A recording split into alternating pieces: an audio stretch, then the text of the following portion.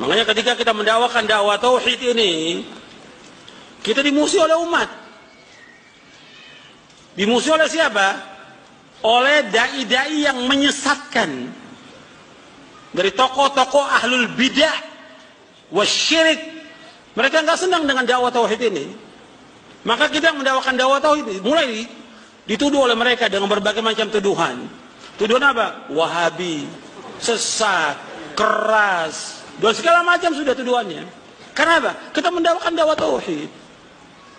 Tapi kalau kita dakwakan, wahai manusia, bertakwa kepada Allah, nggak dimusuhi oleh orang, nggak dimusuhi, takwa kepada Allah.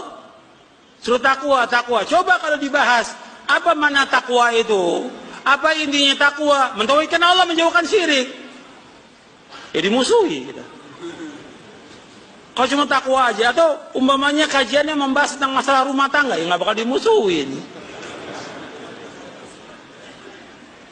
Bahasanya tentang artis, ya nggak akan dimusuhin oleh orang. Tapi kalau bahas tentang tauhid, tentang akidah, tentang manhaj, dimusuhi. Yang pertama kali yang nggak senang dengan dakwah ini, iblis, laknatullah alaihi. Syayatin, setan. Kemudian setan itu membisikkan kepada wali-walinya.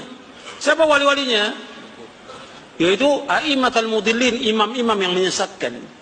Dai-dai yang mengajak kepada kesyirikan dan bid'ah. Mereka nggak senang. Makanya ketika kita mendakwakan dakwah tauhid, mereka nggak senang. Dan mereka berusaha bagaimana berupaya supaya dakwah ini mati. Nggak ada lagi dakwah ini. Makanya kalau minta izin pengajian di masjid mana aja dakwah tauhid nggak boleh. Nggak boleh. Itu seperti itu mereka. Karena yang mereka nggak senang tentang dakwahnya, isi dari dakwah ini. Makanya kita harus dakwakan, nggak boleh berhenti sampai kita diwafatkan oleh Allah. Karena inilah dasar pemersatu umat dan syarat untuk masuk surga dan juga untuk mencapai kebahagiaan manusia dunia akhirat dengan ini, dengan tauhid. Nggak ada yang lain. Makanya para nabi dimusuhi oleh umatnya, nabi-nabi diusir oleh umatnya, nabi dibenci oleh saudaranya, familinya, oleh pamannya karena mendakwakan dakwah tauhid. Ketika Nabi Muhammad sallallahu alaihi wasallam belum diutus sebagai rasul, belum diutus, semua ngaku mereka orang-orang musyrik Makkah itu al-amin, dipercaya, dipuji, disanjung. Begitu Nabi mendakwakan dakwah tauhid, dimusuhi, dilempari dengan batu, dilempari dengan kotoran, diusir, dan seterusnya. Dan begitu juga nabi-nabi yang lainnya. Makanya ini harus kita jalankan dakwah ini. Nggak boleh menyimpang dari dakwah tauhid ini. Harus terus dimulai dakwah ini dengan dakwah tauhid.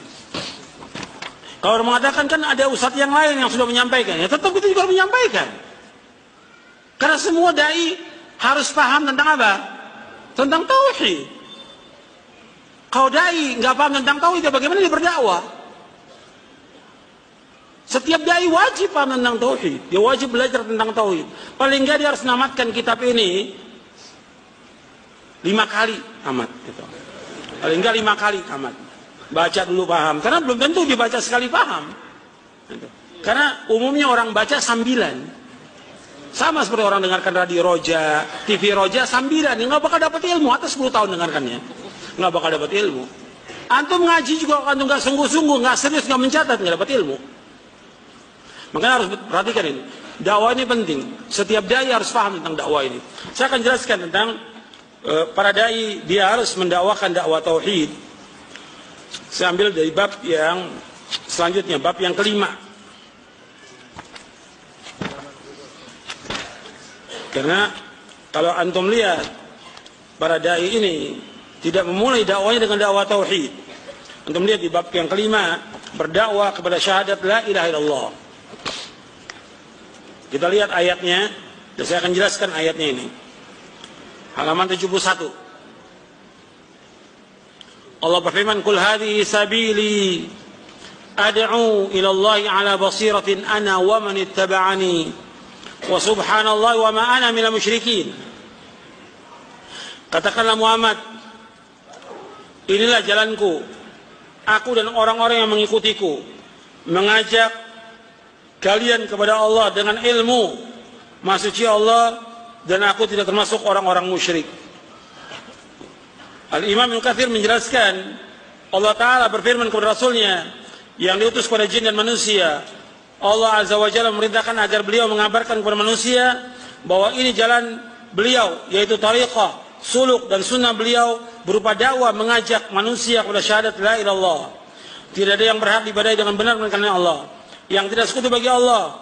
Melalui jalan inilah Nabi Muhammad SAW berdakwah kepada Allah di atas basirah, di atas ilmu, keyakinan dan bukti secara akal maupun dalil syar'i. Imam Al-Qayyim Al-Jauziyah menerangkan agar engkau ketika berdalil mencapai derajat ilmu yang tertinggi yaitu basirah, dan apabila seseorang sudah mencapai derajat basirah, ilmu bagi mata hatinya terlihat sangat jelas sebagaimana dia melihat sebuah benda dengan mata kepalanya.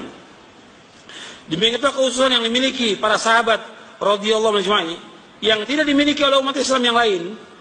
Ini derajat yang tertinggi yang dimiliki oleh para ulama.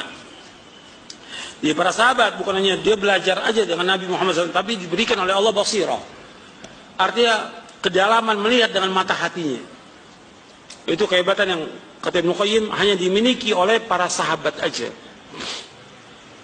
Makanya setiap dai dia wajib untuk belajar, untuk